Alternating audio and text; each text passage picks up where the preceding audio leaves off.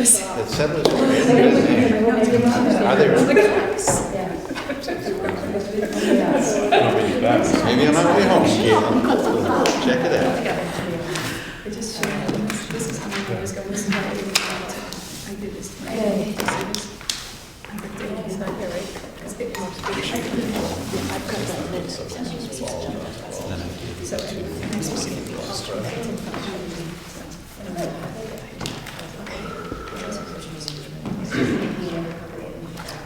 All right, being 6 o'clock, we'll call the meeting to order. Thank you. First item, approve minutes from last meeting. Make a motion to approve minutes from November 18th. Second. Any discussion, questions, corrections? I personally think they were lovely. Thank you. All right, all those in favor? Citizen comments? Citizen? I actually do have one, and it's about the minutes, and it wasn't mine, but it was something that I heard last month in the community.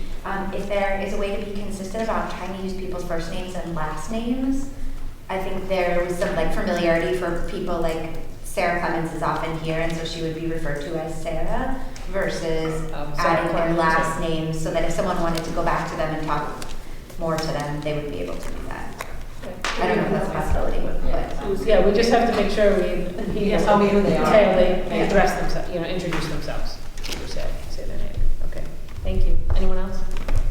In regards to that, would it be helpful, what the select board does is that they would pass around a list to put your name on, and then in the minutes would show not only the board members that were there, but everyone that was in attendance at that meeting. I think it would be helpful. I noticed it too, but I had someone in the community say, oh, I was really interested. I can't remember whose comment it was from like a previous meeting. And it sounded like they might have wanted to follow up, or they were interested in that person's perspective, but they didn't know who that person was. And I can't, because they were referred to as Sasha or Sarah and So you not. could put an attendance list down, and we could ask people to sign in when they get here. Great. Take part of the minutes. Okay, Do we have to have them sign a HIPAA? They don't have to put their name on it if they don't want to. All right. School programs? Do you have anything again? Nothing? Well, we'll get to it Oh, under okay. my administrator. Okay. Early childhood ed update. We'll get to that with the, kind of lumped in with, where is it? Facilities. Yes, okay. Is it? Question? Board member issues.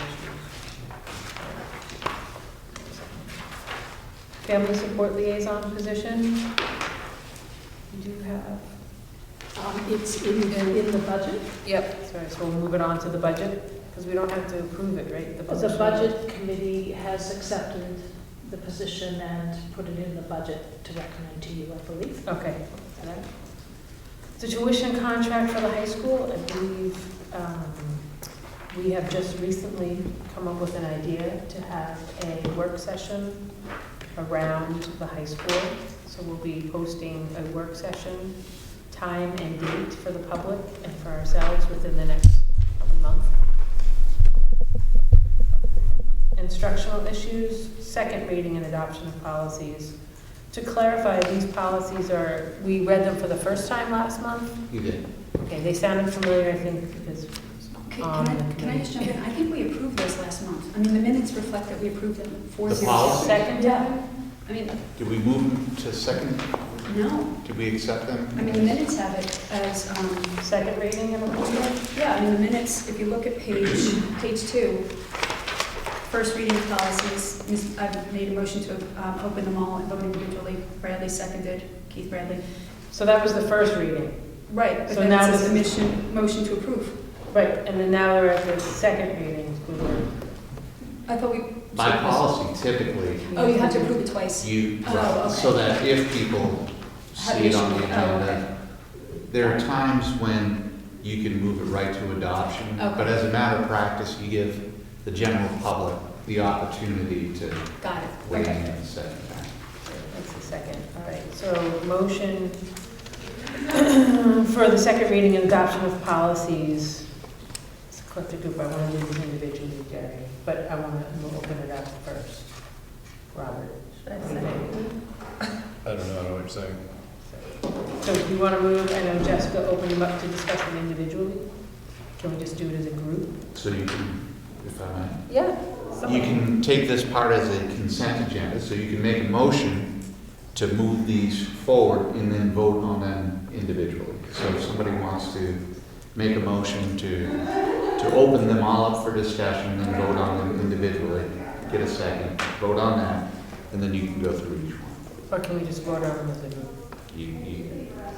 as a whole? If we're going to just vote on them individually, we might as well just vote on them individually. So we'll make a Okay. motion to approve the, Thank you.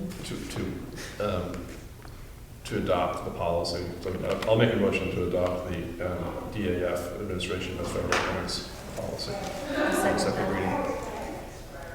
Now we can discuss that, and then if we vote for it, then we're actually adopting the policy versus opening them all up for discussions. It's sometimes So, motion. There's a second, so no So vote. now we talk about it, and Okay. if anybody wants to make changes or amendments, this is where you make Okay. changes or No. amendments. All those in favor? Or it's not just changes and amendments too, so if you're going to be voting against it, this would be the time when you would say, I'm voting against it because of this, I don't like this part of this, I'll be voting against that. So I'll make a motion to adopt on second reading the change of school or assignment manifest educational hardship. I'll second. Any discussion? All those in favor? I'll make a motion to approve on second reading the JFABD admission of homeless students. Second. All those in favor? I'll make a motion to approve on second reading the personnel policies for contracted employees and personal leave and 2020-2021 salary schedule for hiring. Second. Favor? All those in favor? I'll make a motion to approve on a second, adopt on second policy, personnel policies for non-contracted employees, personal leave. Second. All those in favor? I thought that there was one discussion on one of them, but that's why we did it that way. No? I'm sorry. That's why I was trying to get it all together as one. It's okay, we'll move on. Sorry. Same goal, different direction. Well, I thought that someone wanted No, to make changes or comment on one of I them. just wanted to use a group. Okay, We could have done that. that's what I was trying to get to. Okay. Election of Eddie. Edie, thank you. I was worried about the last name, I didn't get over the first name. Edie is Edie Okay. Kazaki. Ah, okay. Edie Kazaki is part-time world language tutor. So, Second. Second. It is Japanese, correct? It is Japanese, yes. Cool. Okay. That's awesome. Edie has an incredible amount I know. of experience doing all kinds of things. It's really neat. All those in favor? I'm excited to meet this person. All right, election of Cynthia Hoyt as part-time Title I aide. Is there backup to follow, or we got that? I'm good with it. Yeah. This one? so Second? All those in favor? Thank you. Acceptance of resignation of Cynthia Hoyt as part-time instructional. Second. All those in favor? All right. Approval of job descriptions, family advocate, school counselor, K-12. so Second. All those in favor? that was some work we worked on that. Thank you. All right, adoptive job description of the Richmond after-school coordinator. So moved. Second. All those in favor? All right. Cal, thanks for all the work that you've been doing over the years to make this a pretty meaningful position and actually keeping it going, because we didn't always give you the best direction on that. But you always did put it together very well, so Thank you. thanks for always staying on top of that. Good job. Appreciate it. The needs are always changing, so I think we're in a good spot right now. I feel I'm good. excited about the potential to see where the high school, the mixed position K-12 goes. Yeah, me too, yep. All right, 1920 budget status report? Oh, Sorry, Jim, there's one more. Oh. 7E that Oh, okay. needs some attention. Did you guys get 7E? Yeah. Kate, did you? I didn't, I don't think. Oh, wait, 17, I got it. Thank you. Consider approval of increase in OT services. So, Second.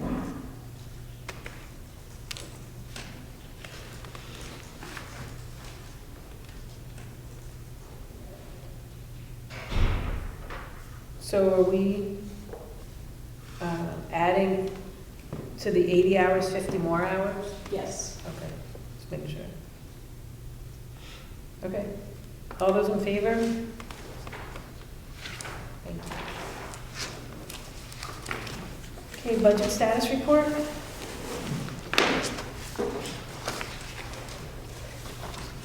Good. No questions, discussion, nothing? All right. Review draft 1 of 2021 proposed budget.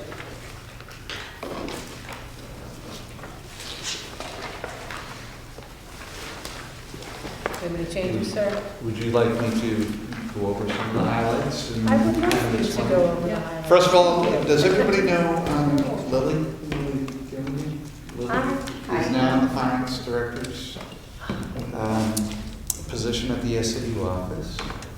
So this is your first look, really, at the budget itself. And as you can see, overall, your budget is up 1,100. Actually, it's decreased $1,105 So far. so far. So It's going to be a moving So, target. that's a good thing. You'll see where the major decreases are as we go along. On that first page, you'll see salaries, and that includes any performance-based salary adjustments for next year. That also includes the reorganization of all the positions that you do have. So some positions have gone away to create that full-time position, and we'll walk through that as we go along. The health insurance dental estimated at 10%, that is going to be the number for health insurance this year. So you can see the total salaries and benefits is that $96,000 in the black. If you flip the page, you'll see special education is up $12,600. And this is based upon the needs of the students at this time moving forward. So you saw some approval of some of the contracted services tonight, and that has been taken into consideration moving forward. The big decrease, tuition, and you'll see it at the middle school, the high school, and then the bond, obviously, the further you get along, closer to paying off the high school, you'll see that number decrease every year. So that was a negative $134,000 there. The next piece is your maintenance, and you'll notice a $23,000 increase, contracted services repairs. So the facilities committee worked with Gail, and that is essentially redoing the flooring of the, The two main classrooms and the hallway. so it'll be taking it out and then I was putting. gonna say, we're actually removing that and putting new flooring in now. Right, it's what they call VCT, I believe. It no longer needs to be buffed and waxed and all that. It's like Strip down this. every year. It's like this Yeah. Whitney Center floor. It's easily cleaned and Wow. maintained. We'll reduce the maintenance. What are they gonna do? Never mind. So it'll save on the labor end of things too, Right. on the other side. Other than that, you just have your basic lines, your fuel, your gas, electricity, some equipment upgrades, and then contracted service in the grounds. So that's up $23,000, but again, the majority of that is for the flooring. Transportation, decrease. And then working your way down, the rest of the budget is, Excuse me. Yeah. I'm sorry to interrupt. On the minutes for the facility committee, you all were recommending a $2,500 increase in the budget. Is that not for this next year? Do you remember? I'm not sure.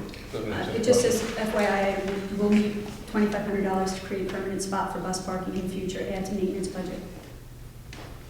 Right, that, Is it still that just being? came after Oh, okay. this, so I believe that's going to need to be So added. So it's gonna be added. Okay, maybe during committee reports, we Okay. can talk about that. sorry, I just thought it was missing. If there's any Okay. information. But yes, it is missing. Got it, okay. So you think we should have that in 2,500? It's gonna come up. Yeah, okay. Yes, Just let me know. it's easier to do it now, and it might make sense to do that. So yeah, Jess, that's exactly what that would be for. And if everyone's in agreement, then I think we put it in there. So that's gonna be for Sliding into Bob's rules. gravel and some electrical Got work. it, okay, I can explain that portion of it more okay. again. Of course. I didn't mean to jump in, I just. No, now's the time Yeah, it is. to bring those up, please, please. Do you know where you want that $2,500? What's it exactly for? Parking, Gravel, bus parking? conduit for, So it'll be Could it go- grounds, probably, contracted So service. it's not on this ground, it's on the town grounds, right? Right. So Pupil transportation, this is a bus thing?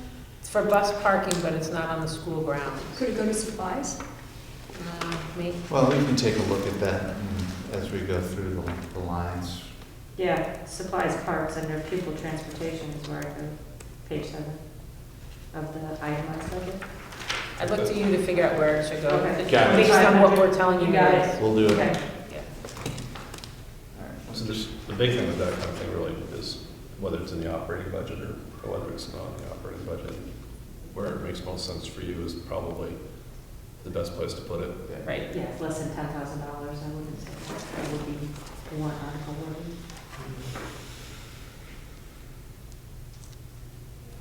So then you will see the rest of the other, Tin Mountain went up a little bit. Again, you'll see that contracted services, student support in the high school, because that money is transferred to that full-time position, there's a decrease in that line. So you're seeing it kind Somewhere else. of reorganizing throughout the budget. It's not gone, it's just moved. Yeah. And other than that, see, little increase to the food service, the snacks, minor, some equipment, furniture pieces. Do you know what that is? Yes, we had the school approval Right. lady came and some of our furnishings and rugs are not fire resistant, so we need to replace them. If they have the rounded corners on the carpets, that means they're UL approved and have fire rated. Learn something new all the Oh, time. nice. If they're rectangular, that means that they are. Maybe you should come to my house and So that's the broad overview. If we want, we can kind of go through the individual lines that are there. So you'll see on page 1 of the line budget, you'll see some different pieces reflected there. You'll see the personalized learning coordinator is zeroed out in that far right column. That's because that movie, again, it's being reorganized throughout the budget. You'll see the health insurance increase. And then the rest of the benefits there, so your overall salaries and benefits is pretty much a wash from where it was last year, that portion of the budget. The next series of lines, you'll see the tuition at the middle school, you'll see the you had a big number for 1920, and now it's reduced down a little bit. And you'll see the high school tuition lines, where that is. And then the rest of it, if you go to page 2, those lines are pretty stable from year to year. No real significant increases or decreases. And you'll see again, that last line on regular education there, new furniture general, that's at $3,500, and then the right-hand side is the rugs per inspection. Special education costs, we'll work our way down. And again, that's for the services that are in here for your special ed aide, and teacher. And again, that's pretty stable all the way through. Flip the page to page 3. Co-curricular, you'll see an increase in about the 4th line down, salary for after-school programming. That's that after-school enrichment coordinator position, which is an increase of about $8,000. And then the rest are related to just basic co-curricular pieces that you have. No other big changes there. Your guidance counselor, guidance services, that goes from $14,000 to the $53,000 because now it's a full-time position. And you'll see the health insurance is a new line. We don't know who that person is or what type of benefit they are, but budgeting, we want to put that in, make sure we got enough money for that. So depending on who we hire, we could actually see if we can. You could. But we do not use that in terms of hiring. Absolutely not, we don't need to know. No. It can also be more. Yeah. Yeah. You'll see down below the contracted services, student support in the high school, that is zeroed out. So you'll see that is a significant change in the budget, but it's moving money from one place to another as well.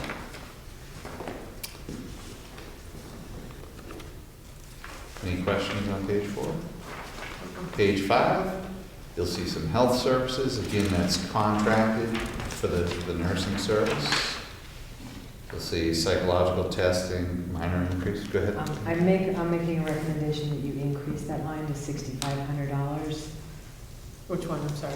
The 2140-330, it's the psych testing counseling, it's at $4,600. Yeah. And based on a change of service, contracted service provider, my recommendation would be $6,500 for next year.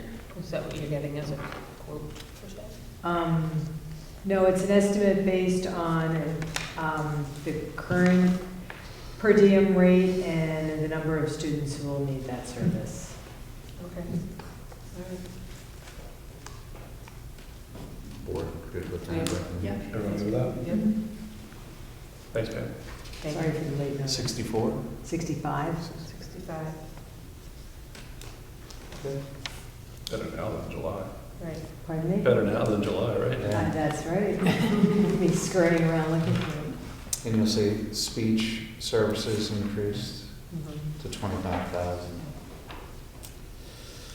Improvement of instruction, some modest changes to a couple of those pieces, professional development, course reimbursement. That's where you see a little bit of a change there. Library services, down at the bottom, page 4, and on to page 5. And some modest changes there, new software for the library. School board services. SAU. Office of the Principal.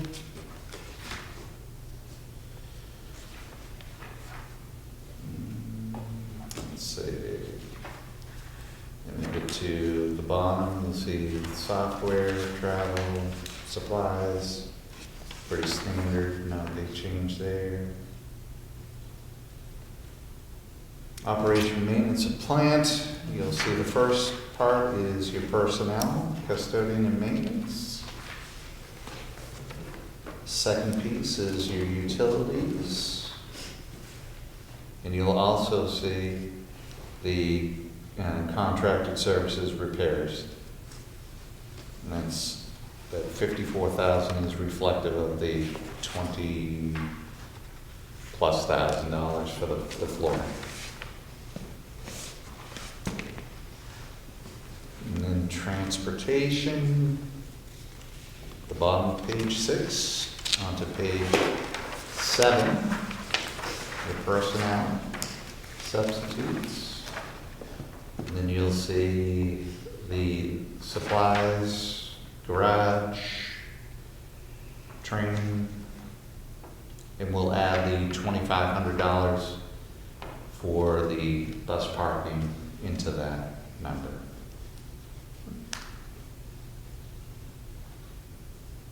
Alright, and then you'll see staff services, health exams for the bus driver. Food service, increase a little bit. Just because you're expecting a little bit more of a deficit. And at the bottom, you'll see the reserve funds, those are zeroed right now because those don't get added to your budget until they're approved. And then page 8, some of your grants.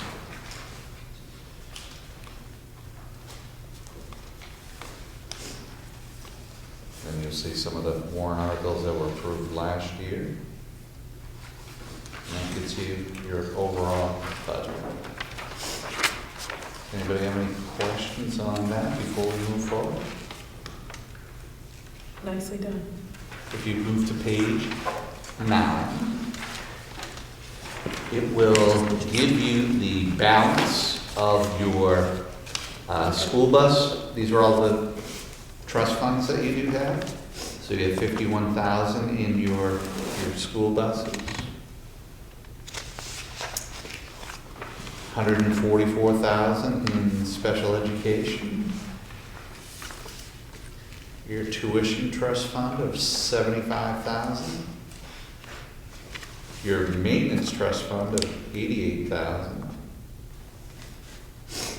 And then the Whitney Maintenance Trust Fund is 50,000. And Lily had lots of questions about, what are all these trust funds? How does this Whitney Center go in? What are those articles? We'll explain that all. Get in line. In regards to that, I did have a member of the trustees of the trust fund ask me questions about where the funds are, and how they get moved around and when they do. At the meeting, really to get together with you at some point to ask you those questions. Yeah, we need to understand them. Because it'd be helpful if we understood them. I'm sure there's probably lots of those things you don't understand, particularly when it comes to the Whitney one. But just as a basic question up front, where do those funds actually exist in reality? Trustees of the trust, if I may, trustees of the trust funds are held by the town trustees of the trust. I have actually met with one of your trustees. He came in with a report of how much monies were on hand, including the interest that has been earned since July.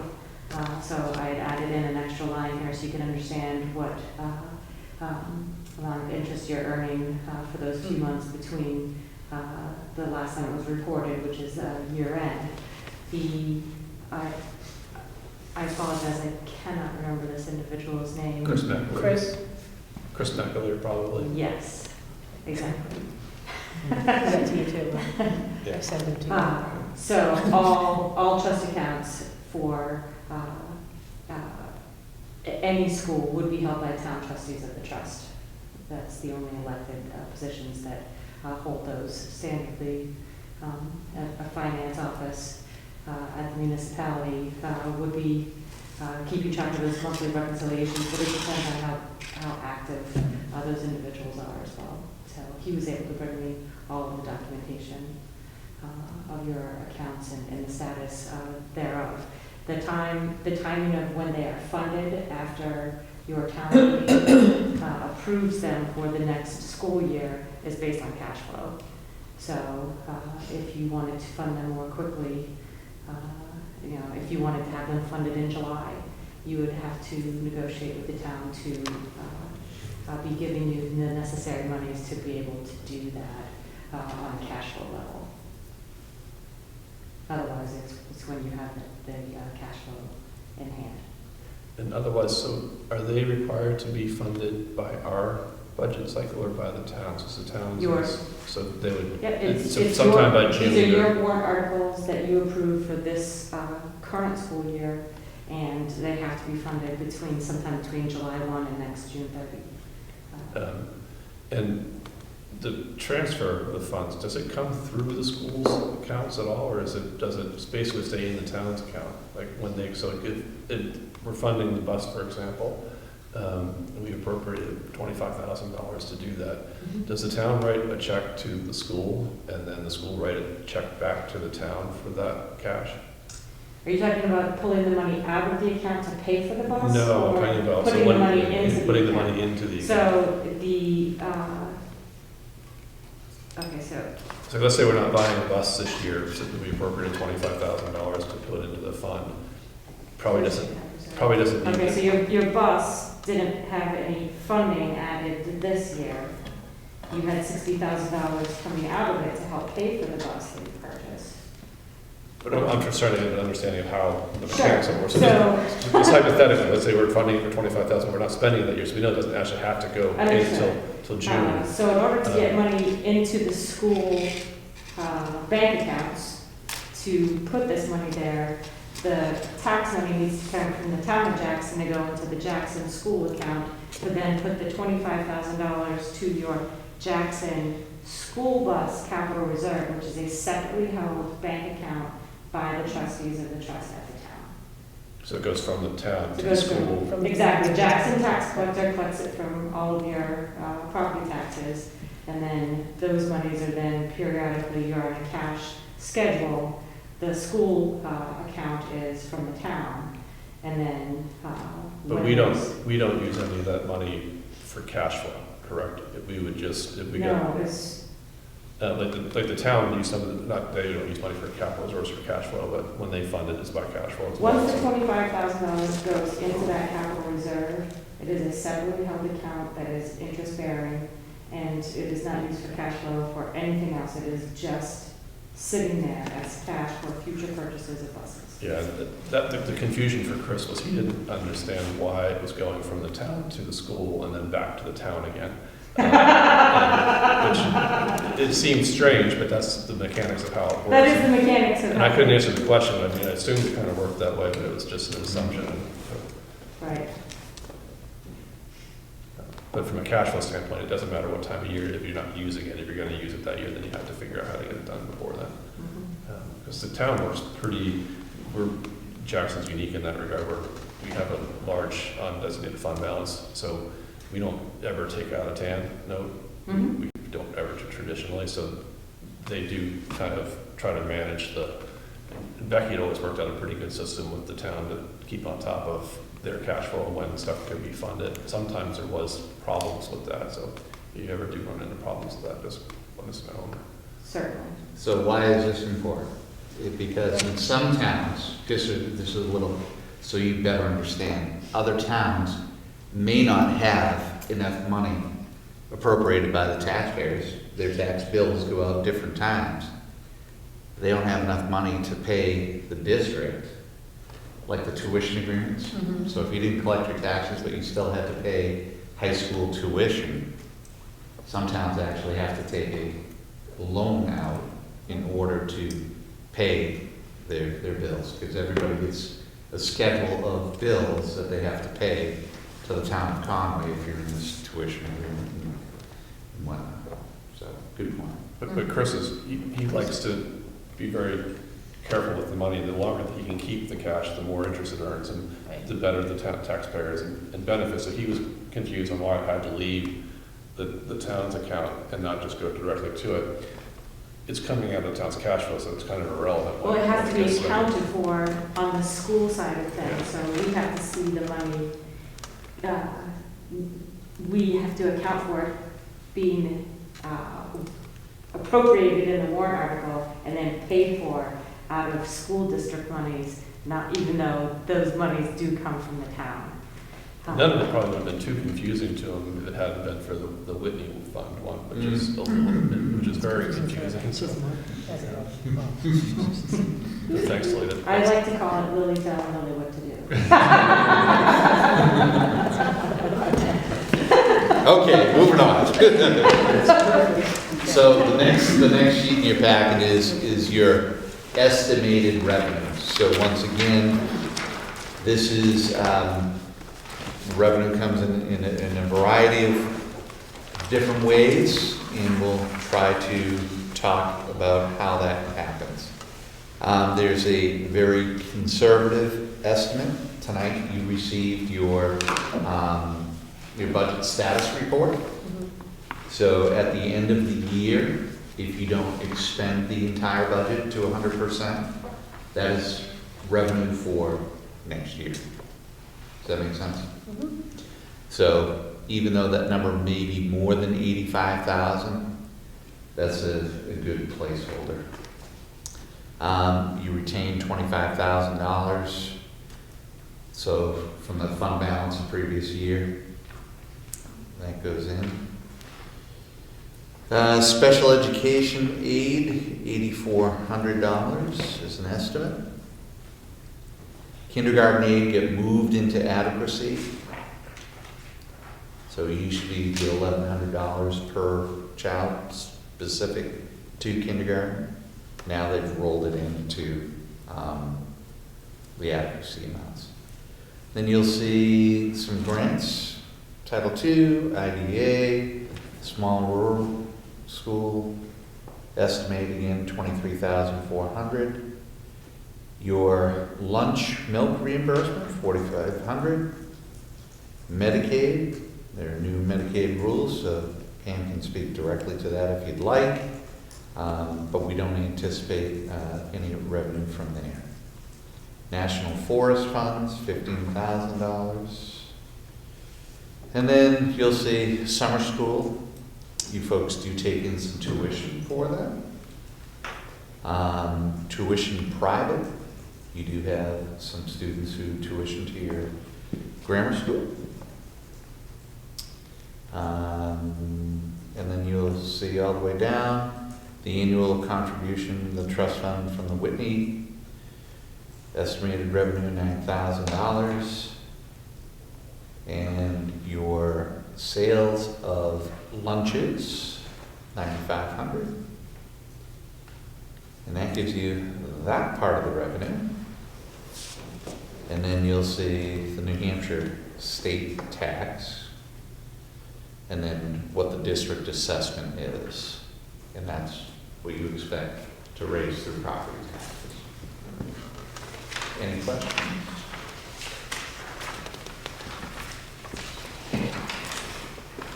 All right, then the back page is your estimated tax rate information. Thanks, Sasha. Thank you.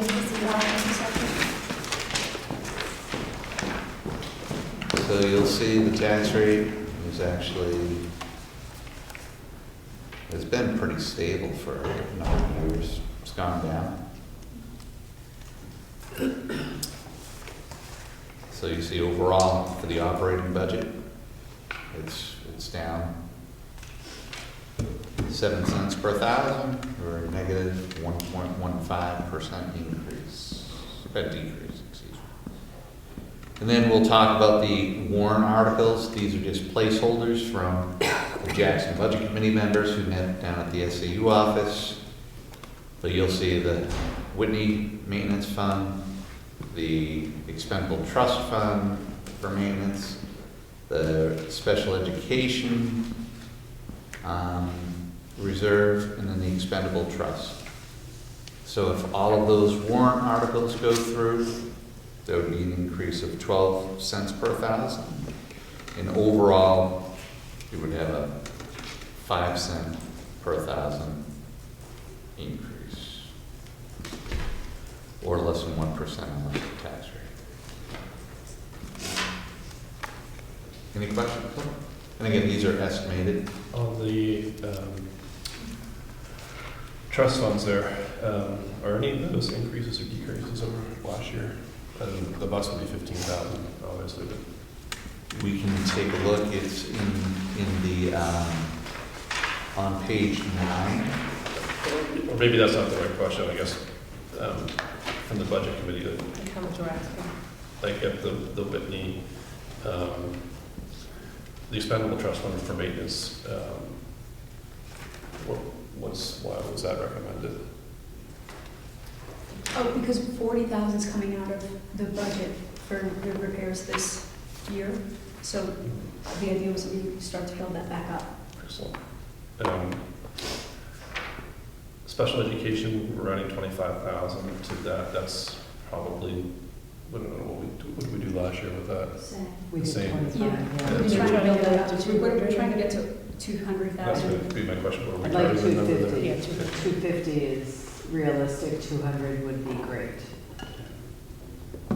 And then the, on the bus schedule, putting the 15,000 there, that gets us back on track for this Yeah. right schedule. Thanks. Right. Mostly just trying to avoid catastrophe for taxpayers if we get hit with one of these things. You know. Excellent job. Do you want to go through the warrant articles now? Yes. Well, kind of did. Yes.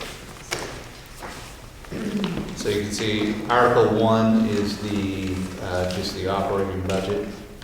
So after we make some adjustments, we'll be bringing forward a recommendation to you folks, or, well, you guys can make a recommendation as to what the operating budget is. The Whitney Maintenance Trust Fund, that's $3,000 that has typically been in there.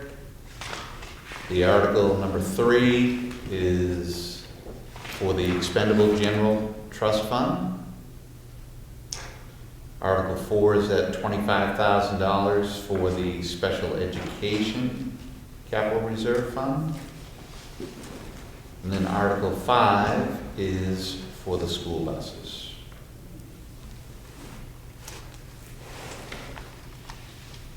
So those are your dollar articles, unless anybody has any other recommendations for warrant articles. There is one other article that, under the superintendent's report, you can discuss now, but it was correspondence from Tamworth Chair, Jack Waldron, and I've been going around at each one of the school boards that I work with, and they're looking at establishing an article that would go on the warrant for the purpose of establishing a cooperative school district planning committee. And by RSA, there are certain rules that you have to go by. So this is simply for planning. This is not, it's not like you're voting on a cooperative, even if you go through. It makes sense, if that's something that the board wants to do, to put it on your warrant to see what the public has to say, and get you a seat at the table for discussion purposes. I know that SAU 13 also has it going to all of their school boards down there. And right now, Conway has said they're putting it on, Eaton has, Bartlett has. I haven't met with Albany yet. I'll meet with them in January. And who am I missing? Is that it right now? Chatham?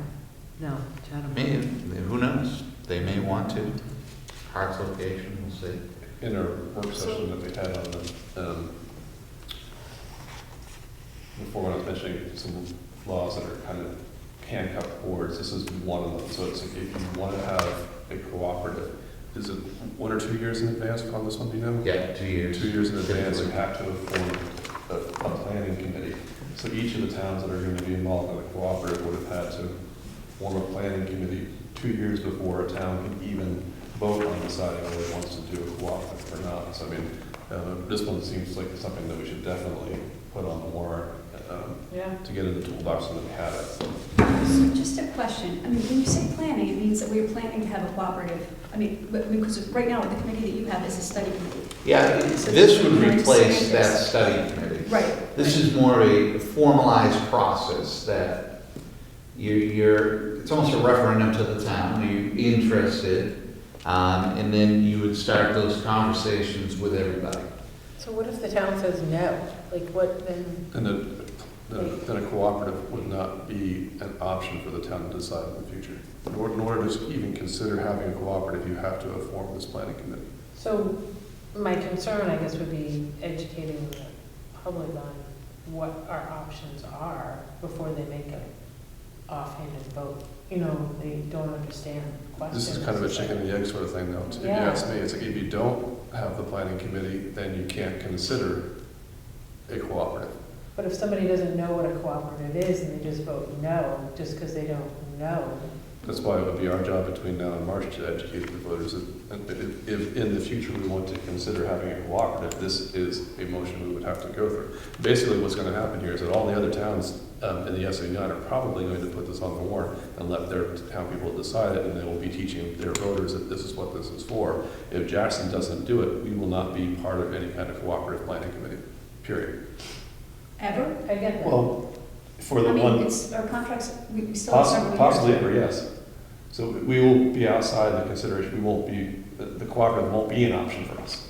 And if they vote no, then it's not an option for us either. Or can we educate the town and put it on again the year after? I don't know whether we'd be able to, Kevin, I think has the answers on Still this. has time. There would be. So I think, in fairness to the committee, the planning committee, it would make sense to have Jackson, if this were even a thought, no commitment whatsoever, even a thought to weigh in on, well, if we were to think about this cooperative, work with other people, how are we going to fund it? How are we going to govern it? What does it look like? Nothing more than that. That's why you need almost 2 years to go through that process, probably bringing in an outside facilitator for this group. Essentially, it's the same as a study committee, but it's more formalized. So as Jerry was saying, the risk that happens if you don't do this is people can't begin to plan with you in Right. Jackson because we don't know. So we're going to go with the people that we do know that say, okay, if we were to form this cooperative with 8 towns, 9 towns, 7 towns, 12 towns, however many, what would it look like? How do we govern this? How do we pay for this? Who owns the buildings? All of those pieces so unless it's a definite no, we don't want to be part of any cooperative, my recommendation would be to at least put it on your warrant. I agree with that. My question, I guess, is are other towns having other communication with their towns as to what the question is going to be posed to them on the warrant? Or are they just throwing it out there? Oh, I think there are lots of conversations that people are having. I think that, Jess sat in on a number of these Right. study committee pieces prior to just understanding. I think that some people are unhappy with certain parts, some people love certain parts, some people, so they're coming from many different perspectives. So again, my thought was, okay, we're going to study this, but Tamworth is saying, hey, we're going to put this on, we're just moving it forward, and you're getting a level of commitment to at least explore that, not just a passive, we're going to sit here. And then the makeup of it is typically at least 1 school board member, and then 2 at-large members. It could be 2 school board members. You can write that article however you choose. Okay. vote yes for adopting it. So what we'll do is you basically give me direction to, yes, develop some language around that, not bring it to the board if that's what the board feels. And it's purely exploratory, I'm sorry. like it's purely exploratory, like. Yeah, Okay. yeah. There's no commitment. If you go through the planning process and you say, this isn't something we want to do, we're going in a different direction, there's no harm, no foul. And I think that the no harm, no foul thing is important to educate the voters with, because to me, it's like, it's a little bit beyond the planning thing. So the other SAU towns do this, and we don't. We will not be part of the cooperative discussion, which I think would do injustice to our voters. I mean, I would strongly urge that we put this warrant on here. I would question, should it be written enough to have one member or two members from the board?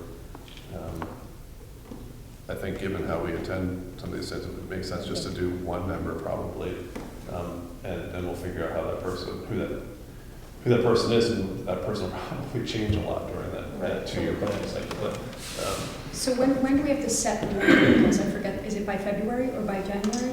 When do we have to set? In Jackson, I'm trying to remember because there are many different towns. Usually the end of January, but like at your next meeting. To our next meeting. At your next meeting, you're going to have to recommend a budget to go on your warrant. Right, The numbers and dollars for the rest of your articles. right. And then you go to your hearing in February, so. to me, it's like if Jackson ever wants to be part of a potential cooperative, and we don't get this on our warrant, and we don't recommend the voters to approve it, meaning we should be recommending it not only to go on a warrant, but we should be recommending the voters approve this, or we will not be part of a cooperative. Because if all the other towns vote to form this committee, I'm sure there'll be ways that we could probably petition the state and petition the court to get on it if we needed to, get into the cycle. But basically what this is saying is that if there's going to be a cooperative to consider 2 or 3 years from now, we have to be on this planning committee. It doesn't mean that we're definitely going to say yes to a committee. We can go through this whole planning committee cycle. 2 or 3 years from now, there might be a cooperative to consider on the table on the warrant, and the town of Jackson might still has the opportunity to vote it down at that point in time. Say, no, we don't want to be part of that cooperative. This is a no harm, no foul kind of thing, but unless we don't do it, and to me, if we don't do it, if we don't urge voters to support this, that is harmful to us. It is, because we're taking, at least for the short term, the ability for Jackson to participate in the discussion, planning, and then maybe even the potential as an option of the cooperative. I understand all that, so my question would be the next, making sure that the community who's voting on it understands all that. Right, that we're not We haven't asking. had any of those discussions with the community, Here's what's so. giving me pause. I've been at every meeting, right? I feel this is a little bit sprung on us, right? Because we just got it in our packets and I didn't have a chance to read the RSAs, which you know is making me very uncomfortable. So what I'm concerned about is that, from those first meetings, we were talking about, like, let's get people here to talk about what's happening. And there was sort of a feeling of like, we don't have to rush into anything. And now all of a sudden I feel like our hand is being forced and I don't feel ready to make that decision. And I don't want it to be that, it's not that I don't think this isn't a good choice. It's that I don't feel fully informed to make that decision tonight. So. But we're not making any decision tonight. We're Well, basically. put it on a warrant article. We don't No, decide. you aren't. We No. don't decide No. on the warrant article. But What I I'm, was asking you to craft language. what I'm saying, Right, as a- craft the language to. what I'm saying tonight is that I want to see the language for that warrant. What I would urge this board to do is that we support this warrant article on the warrant, and we urge voters to approve the warrant. Right. I'm saying, like, I'm very comfortable saying that tonight. I would very strongly recommend to the town of Jackson to approve this warrant article. It would have been nice maybe if Tamworth hadn't. I still think we had another year to probably do this, to not spring it on Right, they're voters. forcing this conversation. But I like the fact that they did, because again, it's a no harm, no foul thing. It's just, you have to get this thing in place to do See, it. I don't really believe there's a no harm, no foul. Because what There are if they say consequences to no? every action, and now it sounds really But that's more convenient to say no. political and communication to the voters than it is reality. Mhm. Because again, it doesn't hurt to form the planning committee unless it takes away from the momentum to explore an area agreement or just a tuition contract town by town. So I mean, it depends kind of what your where you want your wind and the sails to go. But, you know, every board so far, Conway included, has been kind of the opinion that we should really consider the cooperative. And we can't do that unless this happens. I guess I'm wondering why, is this the first time we've heard of it? I mean, you seem so sure of it that this is like well-known information. It's the first I'm hearing of it. The first But we I have heard, to do this. the first I heard of it was last week Oh, at the SAU 9 meeting. Okay. And I knew nothing about this either, but I do know that there's some types of actions that occur. For instance, if you want to withdraw from the superintendency, you have to form a planning committee 2 years in advance, and that's by RSA. So I didn't know that was the case with the cooperative, but since that it is, it's pretty easy to discern all this stuff. Yeah, you should educate yourself to what's going on with this, and I think once you do, maybe you come to the same conclusion, but I would urge you, if Jackson, to me, it's simple. If we want to be part of the co-op discussion, and it's just a discussion, it's not saying that we're going to advocate as a board a cooperative, it's that if we want to be part of the cooperative discussion, we should urge our voters to approve this in March. And as soon as we start to do that, say, hey, we're not urging you to vote for this warrant article because we want there to be a cooperative. We're saying we want to be part of the discussion with the cooperative, and that's why it's important for us to do that. Because if we don't, we will not be part of the cooperative discussion Right. unless Conway can't convince its voters of this confusion. right. Unless Bartlett can't convince their voters of this confusion. The Conway board members and the Bartlett board members are pretty savvy with this. I think they're going to do a pretty good job of convincing their voters to support this article. And if we don't, we're behind the curve on this. And I'm just urging us not to be that. I'm thinking that if we need to educate ourselves on what this is, let's do that. But I'm strongly urging that we strongly say to the voters, approve this, or we can't be part of the conversation, which would be doing, I think, our town a disservice. So I'd like to see the verbiage that we put on. Sure. And then we have. It's pretty standard. For the next meeting to review that.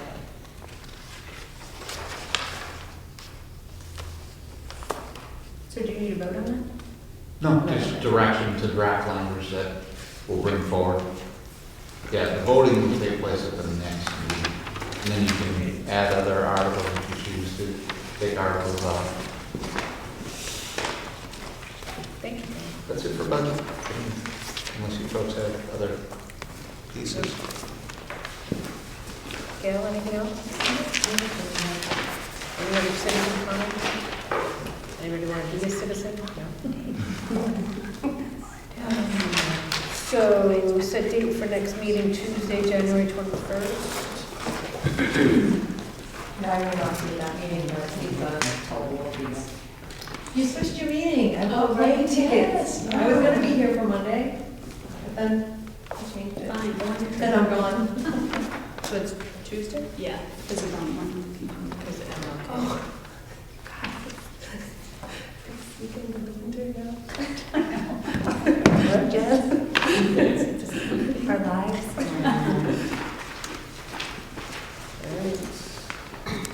And that's just regular.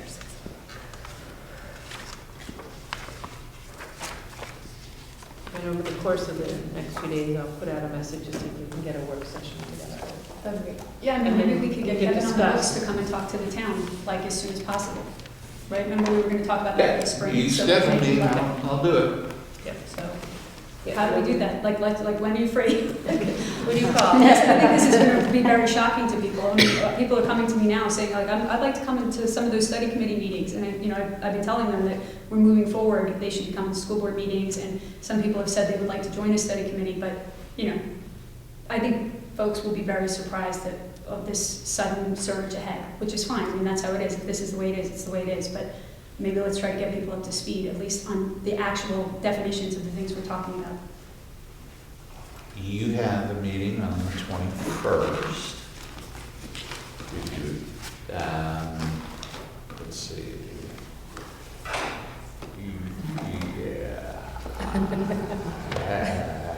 Really in charge of your Saturday morning at 9 o'clock.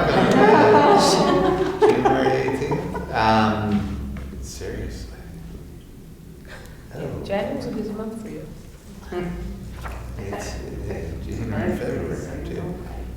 Can I say something, Lori?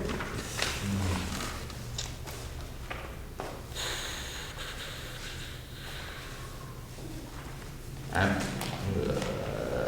looking at like the 13 through 17.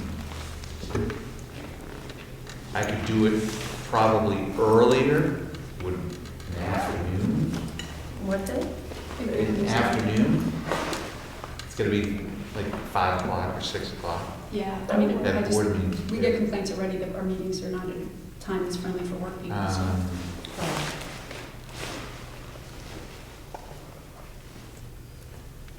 Yeah.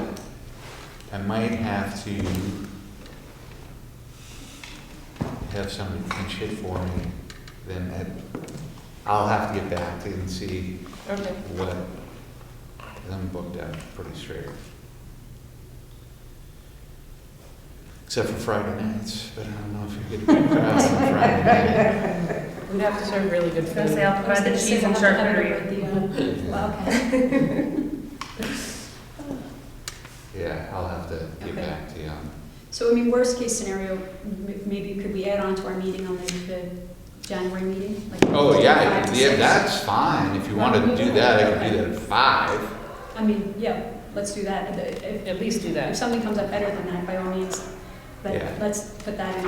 Is that okay? Yeah. All right. So I'll book myself for 5 o'clock.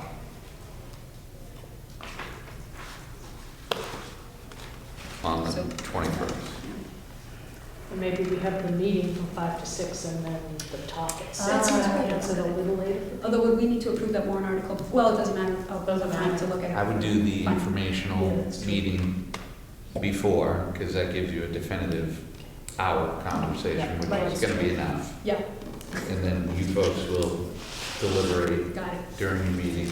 Sounds You can good. hear public comment. I think it's a great idea to do that too, because historically, Jackson was the town that killed the I cooperative. know. Yeah. And there's animosity from Bartlett in particular. Some common people still towards Jackson about that. So the better job that we can do of educating the voters about what the process of the cooperative is, Right. the better what we're doing. And I mean, even if we can limit you, maybe then we can spend even 10 minutes to explain why we would need a warrant article. You You can know, try the and strong limit me, urgent- Jess. I don't know if you... Once I get started. I'll help you, Deb. All right. Cover everything? Board issues? No, that's sort of our board issues. I just have one question. Facilities about- committee? Sorry. No, go ahead. I have a question about the facilities committee. Facilities committee is up right now. So the master plan, is that something you would want in the budget? Yeah, we're for this? maybe. So it's, I don't know if you read the minutes of that. So we really kind of struggled with where to go in the facility and what we're doing. And one of the biggest factors in how we concluded where we did is the fact that to utilize the upstairs and the basement for students would remove our school. Right now, we are life safety and ADA required, compliant. If we put an upstairs in, or we put the basement room in, we would no longer need that. So we would be spending a lot of money we don't really have solid numbers on these things, but the basement is going to be way over the $50,000 that we're talking about, because we've had to put in an exit from that classroom, which is something that had been determined, that Jim found that we determined the last time we looked at that. It was determined that you'd have to actually put an egress from that room, which we haven't considered before. So back in whenever that was done, 2009, I thought it was before.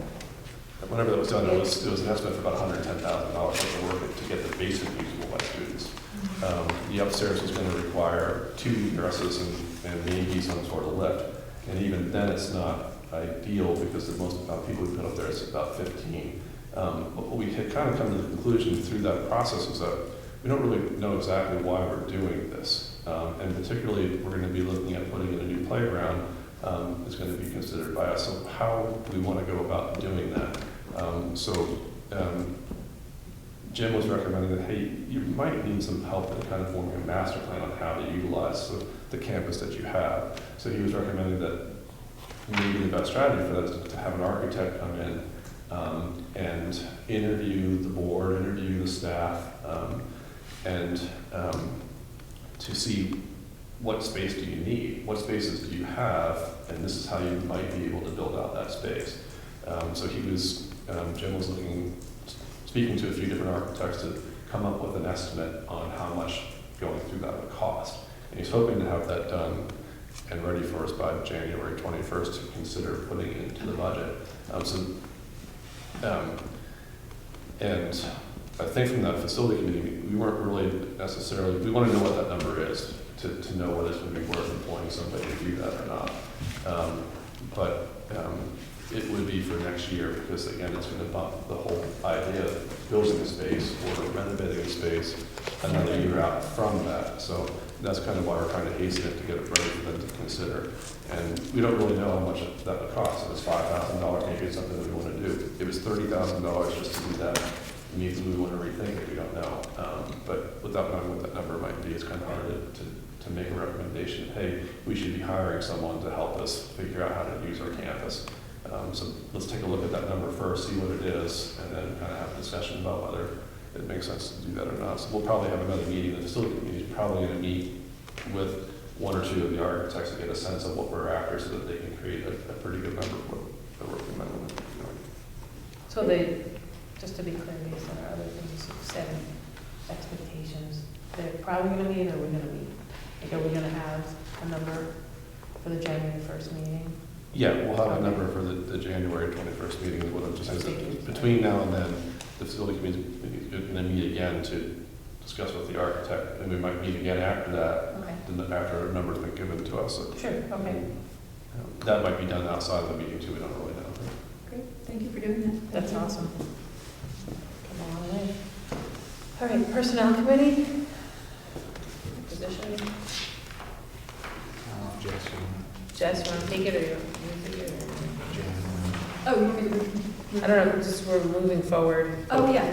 I'm sorry, I just go back to the facility. I did brush over, but I did want to get an actual response from the board too. So one of the biggest things why we wanted to stop considering the basement and stop considering the upstairs is that there's no way to get those ADA required, compliant. Okay. And I mean, there is, but that's Just crazy money that we might not ever want to spend.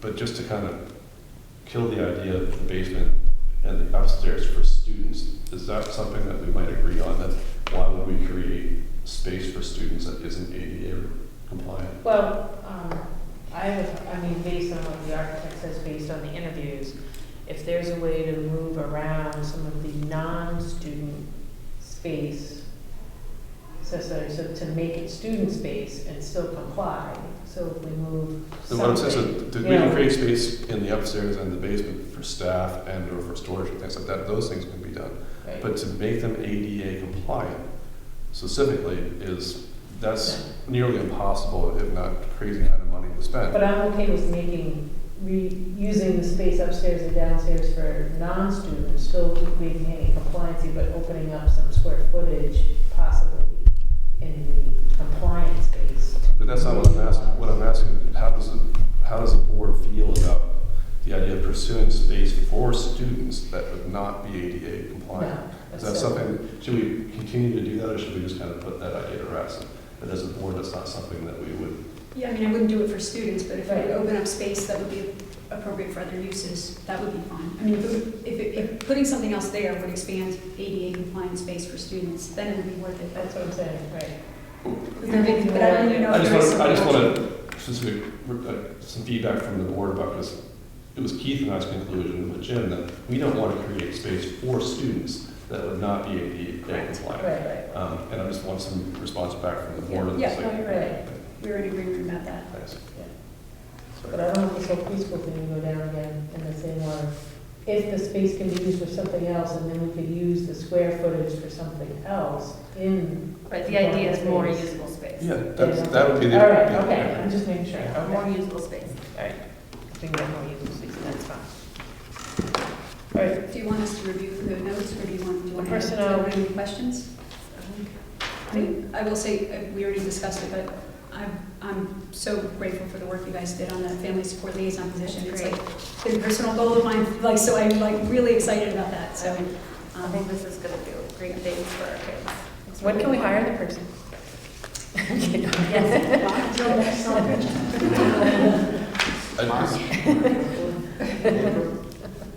I'd like to say about that anyway, I mean, that's one of those things where we had a lot of bad communication, a lot of good communication about what that position should be. We all kind of had our own ideas of what it should be. They weren't that far off. I would say that Kevin and Gail, with staff Pam, you guys really took those thoughts and put them together incredibly well for us. And the work that all you guys did on that is really good, so I just thank all of you for that. And we just need to hire. One Thank other you. highlight, which you've probably read at length, is just we're trying to stay focused on comparing our salaries and benefits so that we stay competitive and that we treat people as well as we can. So all of that you'll see in there. But- While also being respectful of the budget and treating taxpayers as well as we can. So trying to balance it all, but remain competitive. And I did also just want to give Kevin some credit there too, because I do remember one specific meeting where it seemed like, how is anybody going to make any sense out of this? And you put out an email a couple of days later that really hit all of it spot on. It was pretty impressive. It just showed that you listened really well. Hear that, Pam? I listen very well. One point. Thank you, Jerry, we'll talk. December 16th. All right, any non-public this evening? Yeah. I'm aware. All right, Motion to dismiss, second. adjourn. I'll let Katie know. It's on film too, Pam. I'll tell you what.